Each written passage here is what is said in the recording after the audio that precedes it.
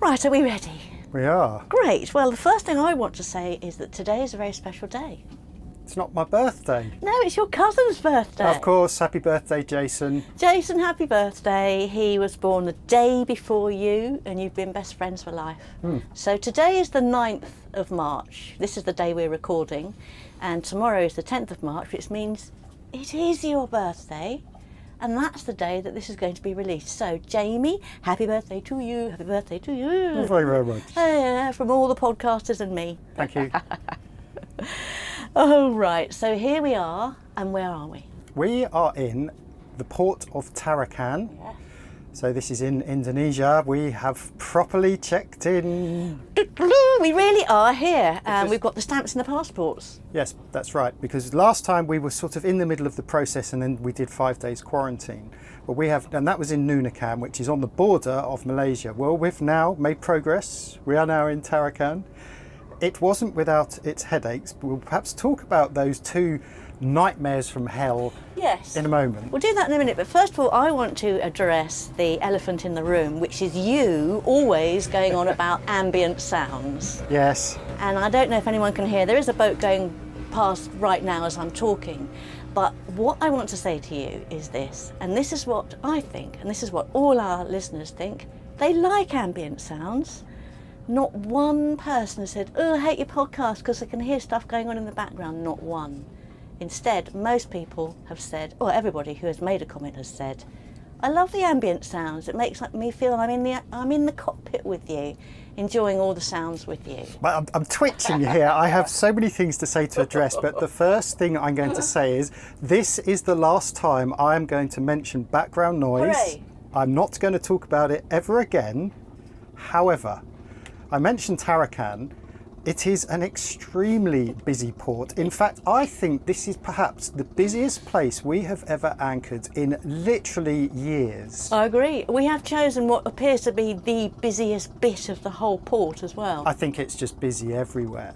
And so we do have many, many boats buzzing past, but I am not going to go on about it because if they are so loud, we will edit them out.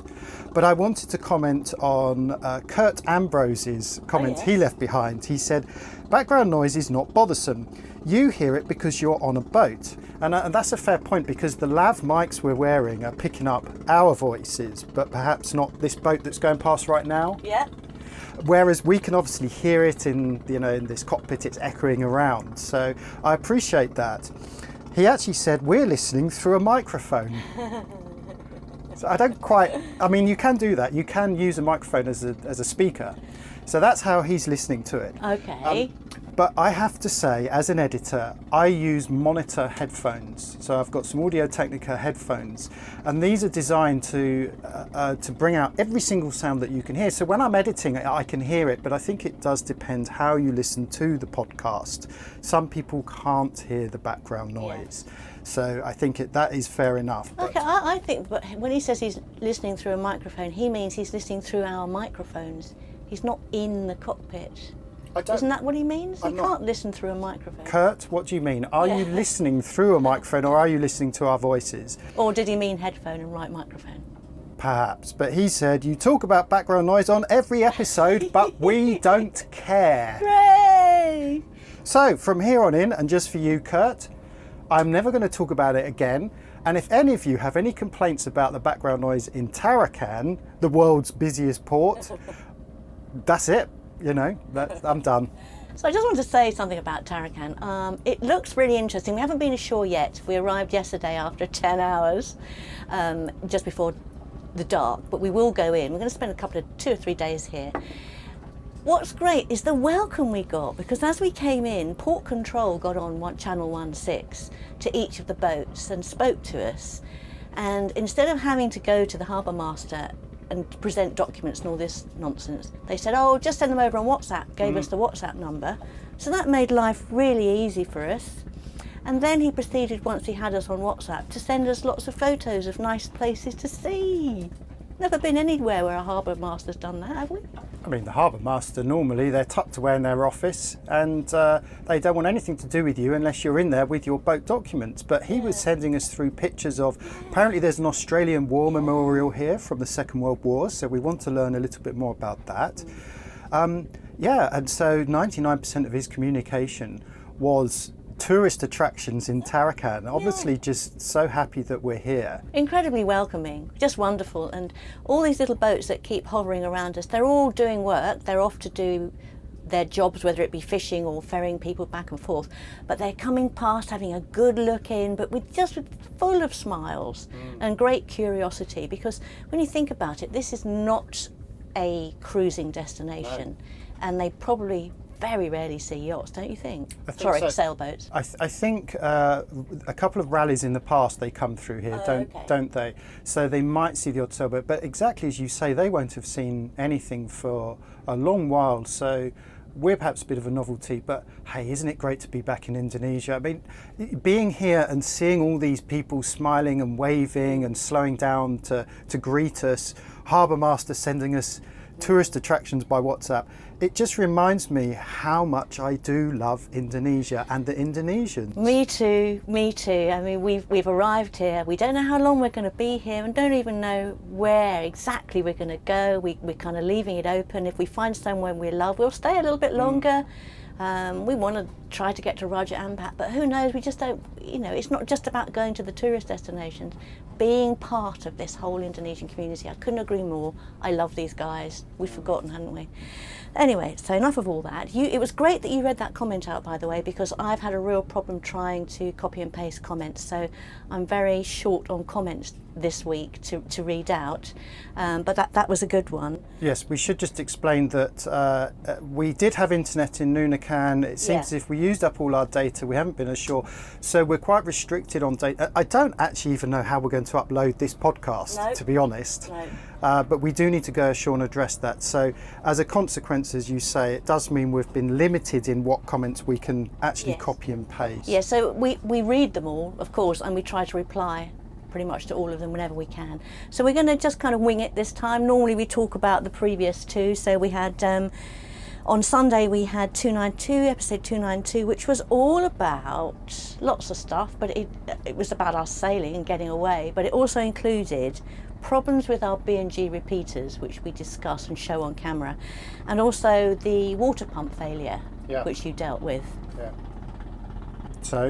So I did manage to keep this one, which I thought was quite funny, about B&G. This was Colin Mills, who said, I had planned to upgrade to B&G. Now, you see, I think this... You tell me if you can't hear this listening on the podcast. Should we just leave it just for a minute? Yeah.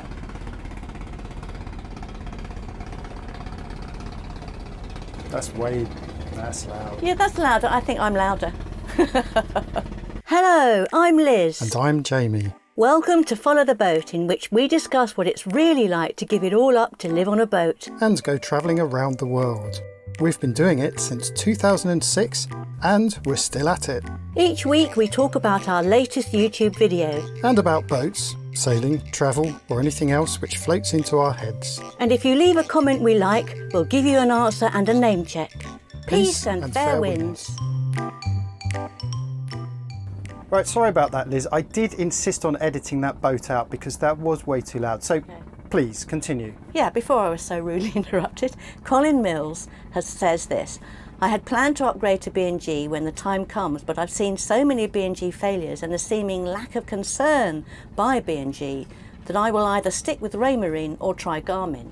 To which sailing yacht Salty Lass replies, we had Raymarine issues, so we bought a B&G. Laugh, laugh, laugh.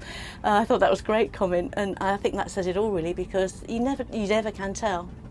We went through this dilemma when we refitted the boat. We had to make that decision because we had B&G previously, the old H2000 system or whatever it was called.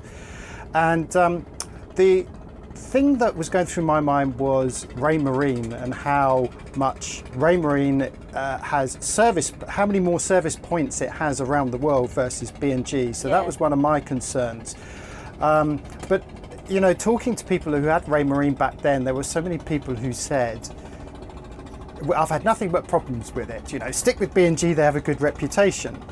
But conversely, as Colin has pointed out, the same is said vice versa. So yes, don't you think that it's the nature of the beast? We're dealing with really fine electronics in a marine, harsh environment, and potentially any of them can fail. You get any kind of water ingress or any kind of problem like that. I think they're just they're just not robust enough, many of them. No, they should be. No, that's not an excuse. They should be robust enough, and the B&G equipment we've had in the past has been robust enough.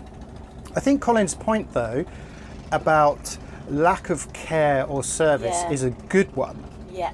Now, I don't want to slag off B&G publicly. However, I have been in contact with them now for the last month via Twitter and email, and I've got nowhere with them.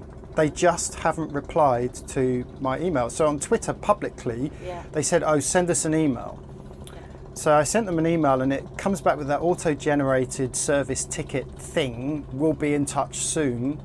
3 weeks later, nothing, despite going backwards and forwards saying, hey, I haven't heard from you guys. It was their suggestion to do this. I think we were a little bit spoiled because when we installed the B&G equipment, we had a point of contact, a named point of contact at B&G, who was very good at assisting us and helping us install the system and actually building the whole thing together for us. And we don't have that contact anymore because he doesn't work there anymore. But it is just an example, I think, that Colin is highlighting, that if you don't get that level of service, and let's face it, we're talking about equipment that costs many thousands of pounds to install, it does kind of put you off a bit. Yeah, it definitely does, and we've ended up having to buy a replacement for one of them. It was over £1,000 for two, which we couldn't afford. And really all we're asking them is, what the hell happened? Yeah. We don't understand it. Both went at exactly the same time, and there is no explanation for what has caused it, and we don't want that to happen again. Yeah. They came back and said it's the sun. Did I explain this last week? Yeah, we've talked about it, but we know it can't be because they're covered. Yeah, they're covered all of the time. They're covered by this. They get no salt water, no sun. Yeah. And this has a lot more. The chart plotter, that's more weather facing, and there's no problems with that. So. But I did like Salty Lass's reply, who saying, well, we've gone the other way because of the issues we have heard with Raymarine. And we don't just want to highlight these two companies. I think this is it's typical of everything, isn't it? Yeah. Anything that you buy for a boat, there are many manufacturers out there. Your choices are endless, and you just have to make an informed decision on which one to go for. And then just, go with it, stuck with it. Anyway, so we've got our new one in. That's something you did in the last week. You put the new repeater in. What do you think of it? It's different, isn't it? Well, it's nice having one that's actually got a white background and not a sort of tea-coloured background that's very difficult to read. So the repeater that we've replaced, that's the one that normally shows our course and our heading. So when we're on autopilot, obviously you have a course to steer. And the old one used to have two big numbers in the top left and the top right of the screen. One would be your actual heading and one would be your course, I think. But they were very useful. And they've done away with that now, and they've gone for much smaller numbers, which are much more difficult to read. So your actual course is this tiny little number at the top.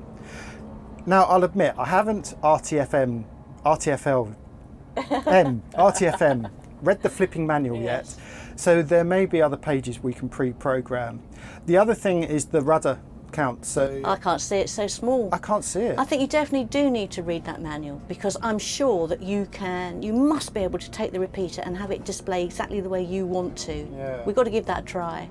I mean, I like it, but anything's better than what we had, I suppose. For sure, definitely. Oh well, we'll keep going with that and see what happens. So that's one thing we did in the last week. You've already mentioned quarantine, 5 days on the boat, not moving in Nunakan. We got through that all right, didn't we? Yeah, it's no problem at all. I mean, the support that we got, again, this is typical of Indonesia. The guys ashore were nothing but helpful. Weren't they lovely? They were so good to us. They really looked after us. And it was a shame, because we wanted to go and have a look at Nunakan, this tiny little town that nobody ever visits. But they've got quite a bad outbreak there of COVID at the moment. So we were advised not to go ashore by our agent. Even though their vaccination rate was 80%, 80%. But yes, they're currently having that wave of Omicron. So we were advised not really to go. It wasn't that we couldn't, but they just said really don't. Yeah, but they wanted us to. You could tell when we spoke to the locals. Anyway, hopefully on the way back, if we make it back there, we can go ashore. So, moving on, here we are now, we're in Tarakan. Another message that I did manage to copy and paste was about the pump, and that kind of goes on to what happened this week. So LH, it's better to replace it now as to wait till later. If the stuff and tools are at hand fast enough, it doesn't take too long, and on the plus side, the mines shuts up about it after it is done too.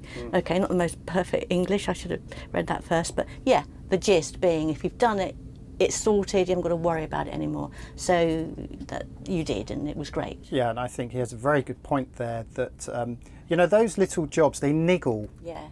They niggle in the back of your mind. Yeah. And I think every cruiser always has a list of jobs in the back of their mind. They know they've got to get on top of this, that and the other. Every single job that niggles on the back of your mind is piling up, and if you're not careful, it can really start to stress you out. Yeah, so the other acronym applies, doesn't it? JFDI. Just flipping do it. Oh, right, yeah. I haven't heard that one. Just flipping do it. Yes. We used to use that all the time at work when people would complain. Just flipping do it. Yeah. JFDI. Yeah. Well, and you did it. We have a very good story now, which, as you said, it relates to what happens this week. It also relates to the fact as to why we are probably very tired right now. We have had, for the last 2 nights, some horrendous squalls coming through. 3 nights, count last night. That's true, yes, 3 nights running. The first night was the worst. We left Nunakan, we made it just down the coast, 15 miles down the coast to get a head start to head down here.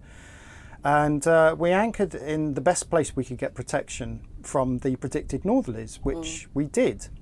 However, the westerly that came in was a westerly that blindsided us, basically. It certainly did. We had big waves. We had 1.5 meters breaking waves. Now, 1.5 meters breaking waves when you're sailing, no problem. When you're at anchor, that is one of your worst nightmares because so many things can go wrong. First of all, I always worry about the anchor chain and the snubber because that's taking so much. So for those that don't quite understand, if you imagine a boat ploughing through waves when it's sailing, it's what I say hobby horsing, you know, rocking backwards and forwards. So the bow is lifting up and down. Well, when that bow is not secured to an anchor at sea, that's fine. It's not putting any great strain on the boat. But as you say, when you've got all that ground tackle pinning, trying to pull down the bow of that boat and it's trying to move upwards, there are so many things that can go wrong. My worst scenario is actually the windlass being ripped off the deck. Yes. Because if the snubber goes, all that strain is putting on the chain, and that, because we've got a deck mounted windlass now, it's not a through deck. We need to explain what a snubber is because some people listen to this who are not familiar with that. So a snubber takes a lot of the strain away from the chain. So it's attached to the chain and then it comes up through fair lead onto a cleat onto the deck. So it's basically holding the chain away, so it's not all the pressure on the chain. I haven't described that very well, but how else can you? I suppose it's like an elastic. So it has elasticity. Yeah, it's a rope, but it's woven in a way that it allows it to stretch. It's the same kind of line you'd use as warps and springs, you know, the lines that you use to tie a boat to a dock. They have this elasticity, and so when the boat is moving up and down, rather than the chain, which obviously doesn't have any stretch in it, you don't get that snatching motion, you get a bit of stretch. But a bit like a leader line in fishing, you have to have some stretch at the very end, so when the snatch is taken, it allows that line to stretch a bit, otherwise you just break the line. Yeah. So I mean that's just the ground tackle alone is what can go wrong. Of course, your anchor, you could lose your anchor, the chain could snap, the windlass could come off, or you could drag, and that is what happened with 2 of the 4 boats at anchor. We dragged a bit as well. Yeah, so when the tide switched, and don't forget we've got currents in this area of over 2 knots, 2.5 knot currents, which in Southeast Asia is quite unheard of. Well, certainly from our experience. I know in the West, Around the UK, Canada, Northern America perhaps, this is quite normal, but over here not so much. And when that tide turned, the anchor reset, and it reset by about 40 metres. So it dragged 40 metres before resetting. Once it had reset, that was it. It was fine. We were good. But two of the other boats dragged, and one in particular dragged a fair way. Now, under those conditions, getting up the anchor is difficult anyway. Horrible. It's a 30 knots of wind, rain, easily. Yeah, but also I'm thinking of the motion of the boat. Yeah. If you imagine you're trying to pull up your anchor, now if your anchor is dug in and you're trying to, that's when you do have to create tension on that chain. You normally have to drive over the top of it to break the anchor out of the mud. Well, next morning when we tried to break our anchor, it took us 20 minutes just, driving around the anchor trying to break it. It was well and truly dug right in. There was no way we were going to shift anywhere. Yeah. But the important thing is that on that particular boat is that the previous morning had a real problem getting the anchor up from Nunakan. Yep. And it meant, in fact, that they had a problem with the winch, didn't they? That's right, with the windlass. With the windlass, sorry, yeah. And they repaired it. Yes. We actually left them behind. We radioed through and said, "Are you okay?" They appeared to be having problems. They said, "No, we just need to sort out the windlass." And it was the same day. Yeah, so that was in the morning. That was in the morning. So they got it. So what I want to say is they got it up. They got the anchor up. It was fine. Sorted it all out. But there was a problem with the windlass, and it would have been very easy just to leave it. Yeah. So here we are, full circle back to what we were talking about getting those jobs done. Yeah. They did the right thing and repaired the windlass there and then. Had they not have done that, that night could have turned into a true nightmare for them.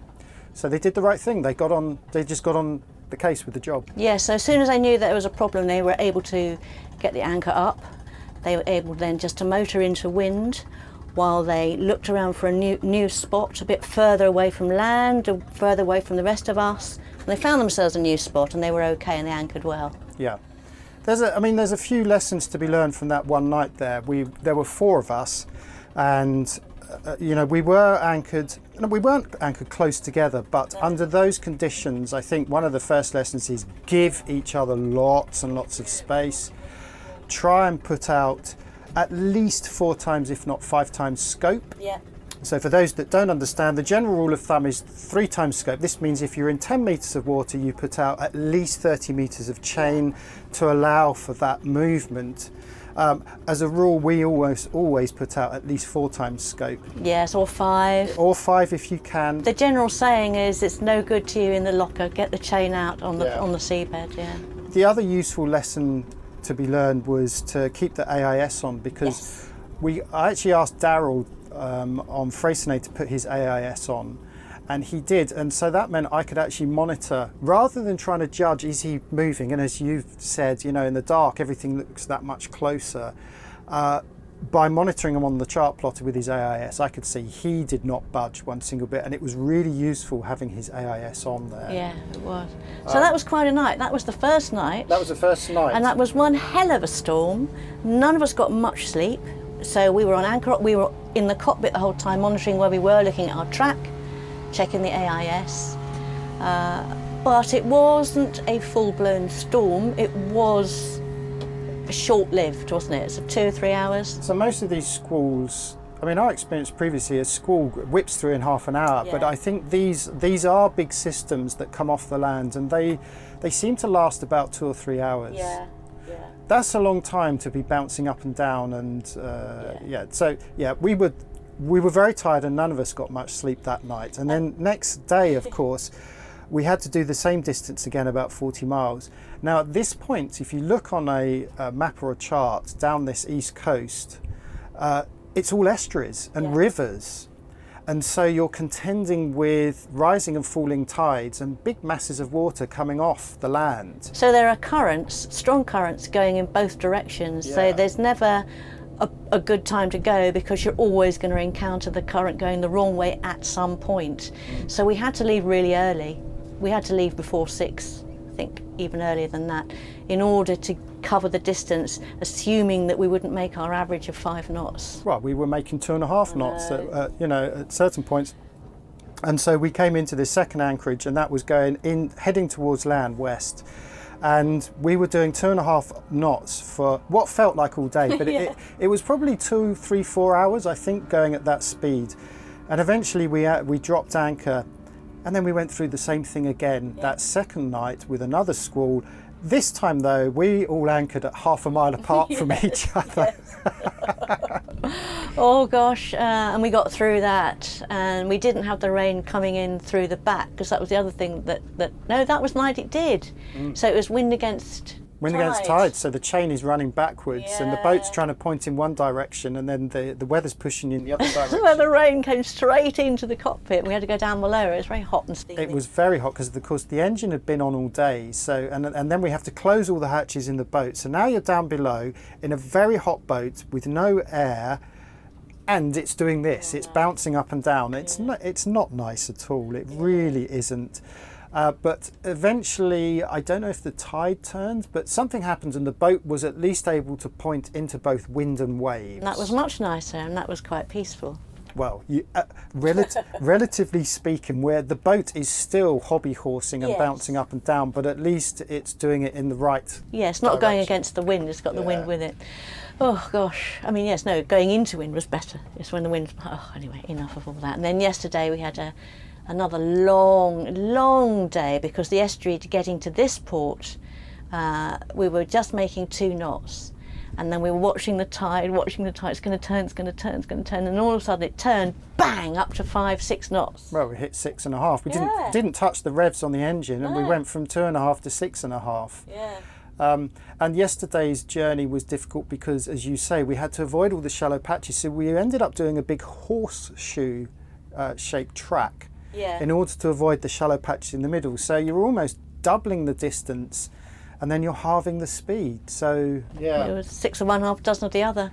It's a long old day, but we're here, we made it, and it will only get better. Although we have got to, next week, we've got to go past the most estuaries in one go. I mean, huge estuarine area. yes. We've got to get past all of that. We're not allowed to anchor. There's no anchor zone. We've got to get through it.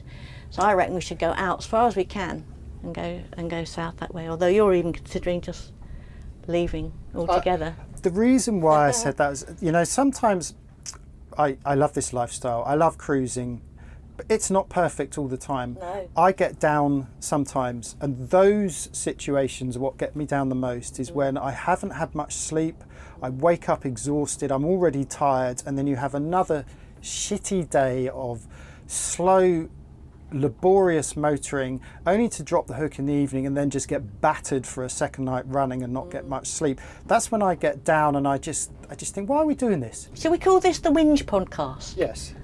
No, but I The think one where we whinge. I'm going to defend myself here, and you're the idealist, I'm the realist.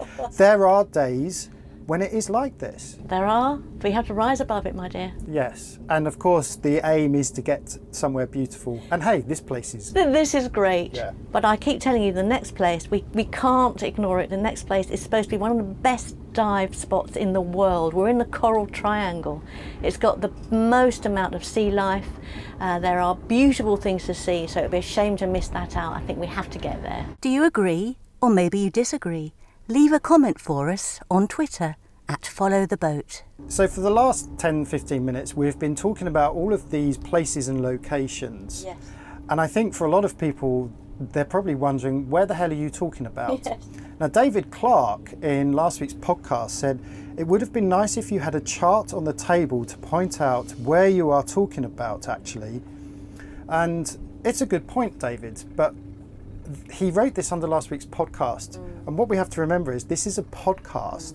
And by definition, a podcast is audio only. So he's obviously writing this comment on YouTube. For everyone that's watching this podcast on YouTube, that is merely a bonus. But really, this is just an audio podcast. So having a chart on the table wouldn't help those who are listening. No, and if you want to know where we're going and where we are, you just watch the Sunday YouTube episodes, which are all visual, and you include charts and maps in all of those.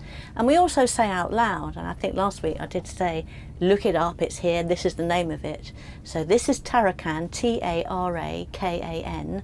This is where we are now. You'll find it on any good map. and that'll give you a good idea of where we are. I think that's a great point, but also going on from that, Ian Lyle said, why are you so concerned about giving away your destination? Your videos are at least 1 to 2 weeks behind, if not more. Are you afraid the pirates watch your YouTube channel? So that kind of, it's interesting that both those things came up at the same time. Somebody wanting a chart and someone saying, well, why are you worried about giving it away? It's a fair point. I laughed at Ian's comment, and I think he's having a bit of fun as well. Yeah. But it did it just conjured up images of a one-legged, hook-armed pirate sitting on his tool ship with the skull and crossbones flying, with a laptop checking marinetraffic.com to see whereabouts Esper was. Avidly watching Followtheboat episodes. On YouTube, yes. Yeah. No, I mean, the thing is, Ian, is that there's a couple of reasons why we do this. And the first is actually out of respect for the other boats. That's the main one. The other boats know that we have a YouTube channel and we are talking about all these places, and so there is that. But I think the second point that's worth making is that a lot of the piracy problems that they are having in this area are not just coming from the islands like Jolo, the Filipino islands. There have been news reports, and you can look them up, of supposed extremists actually making landfall on Sabah. Yes, recruiting. We have heard from reliable sources that they have even tried to break up some of these cells on the coast of Sabah. So this is Malaysia. So the piracy problem isn't just at sea. It is all around us and potentially along the coast. I mean, the last one I read was that they thought pirates, extremists, had landed in Lahadatu. And that's one of the towns that we actually sailed past. So it is a very real threat. It's not just a random tall ship with the skull and cross. You know, it's much more holistic. The problem is much more. Yes. We know it's real, and that's why Eskom are totally all over that area the whole time. There's lots of things that they do that are not reported. We have an inside to Eskom. We know that they're very busy sorting out those problems, and to see 5 boats going along the coast with their big white sails, we stick out like a sore thumb. It just takes one person to see us and to semaphore to everybody else, probably just using their phone. WhatsApp. They'll be WhatsApping each other. I mean, and I actually replied to Ian, I did say to him, there was at one point on our trip down, I had a stranger come up to me and saying, oh, you're off to wherever it was, wherever our next destination was. And I thought, well, how on earth do you know where we're going? Well, it doesn't take much for news to travel fast, especially when you've got these 4 strange sailboats appearing for the first time in a couple of years.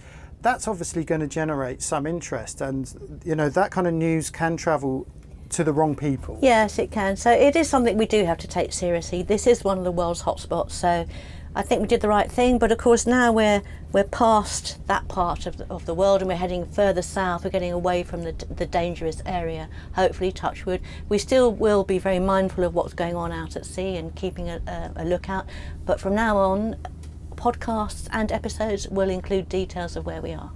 Yes. Okay, so just out of left field, Michael Tillman says, I like the fuzzy dice hanging in the cockpit. They made me think Pimp Daddy and Pink Lady. Explain the dice. I am an Essex boy, and if you don't know what an Essex boy is, look it up. You've probably heard of Essex girls.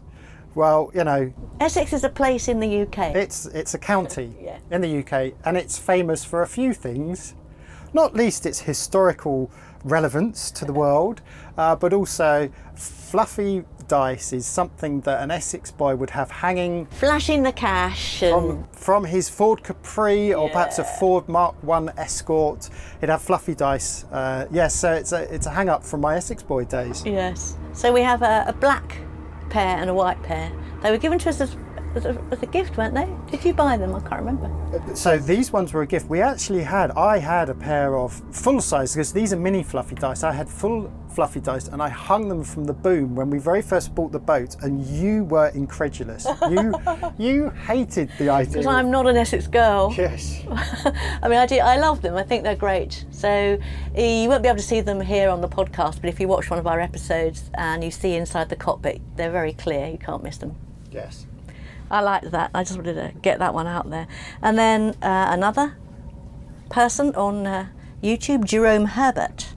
Just curious what type of sun protection or sunscreen you use, if any, to protect from the harmful rays of the sun. And it is such an important subject. We have raised it in the past. I'm just going to lean across and grab it, because I said to him, I don't know the brand, it's some Factor 50 kiddies stuff. It's actually Factor 110. Yeah. And it's made by a company called Banana Boat. So, you know, it's the kind of stuff you put on and it doesn't really disappear. You literally just create White. Yeah. So we do use that. We have it in the cockpit all the time for faces. Don't worry so much about arms and legs, because they're like rhinoceros hides now, and they're very brown. They don't really burn. Occasionally I'll put a bit on the backs of my legs, but faces, for me, I put Factor 60 on as soon as I get up, before even we start the day. Put that on my face, let it sink in, and then we put that on throughout the day. But it's really, really, really important. It is, and I'll be honest, I often forget to put it on before it's too late. So I need to get into that habit. I'll tell you what else is a problem, is trying to colour correct our video footage. Because especially if we're using different cameras, one day you know, my face is perhaps a little bit browner, and then next day it's bright red. That's what it's like in real life. It is actually. I'm much redder. You're browner. Yes, I'm more sallow skinned, Sallow, so I don't really go so red as you. Yes. So when you put us together, if you try and colour correct, I go green, Yes. or you go purple. Pink. Yes. Difficult, yeah. We've definitely got very different skin. It is no joke. You've got to keep yourself covered. And what we would recommend is do what we do. If you're on a boat, just keep some in the cockpit. So as you come up the stairs, just whack it on straight away. Yeah. Important topic. Do you have anything else that you particularly wanted to talk about, apart from the fact that I caught that barracuda? Oh yes, you caught barracuda, and we successfully managed to take it off the hook and put him back in the water. Yeah, that was interesting, because I was whinging on about the fact that my line broke, and the line that I'd bought back in KK. Is this a 10-minute fishing story? No, just quickly, just to Okay. remind people that line I had to throw, it was all crap, so then had to rejig the line with some other mono. And although we threw the barracuda back, because we don't eat it, it was jumping the whole fish out of the water, twirling, twizzling, doing everything it could to get off that. This is turning And it into a didn't. 10-minute. It just means that my new line is good. Well done. Oh yes, I'm glad. But more to the point, I'm glad we were able to get the barracuda off the hook, back in the water. He was a bit stunned. We watched him, and he lay on the surface for about 30 seconds, and then eventually he kicked into life and he swam off again. Yeah. So that's always a good thing Yeah. when you see that happen. Yeah, it's quite shallow and murky water around here, and that is definitely barracuda and not mackerel or tuna water. So I'm hoping when we get out of the estuaries, we're going to get some good fish again. Right, well, I'm going to call it a day, because we have things to do. It's our first day in Tarakan, got a lot to do, got to finish this, get this up on the YouTube, and then we've got to do fuel. And what are you going to do today? Well, you just said what I'm going to do. It's fuel, no doubt. So the problem I have now, of course, is that we're at the end of our Malaysian fuel. So any fuel we get now is going to be from Indonesia. Indonesia is notorious for not very clean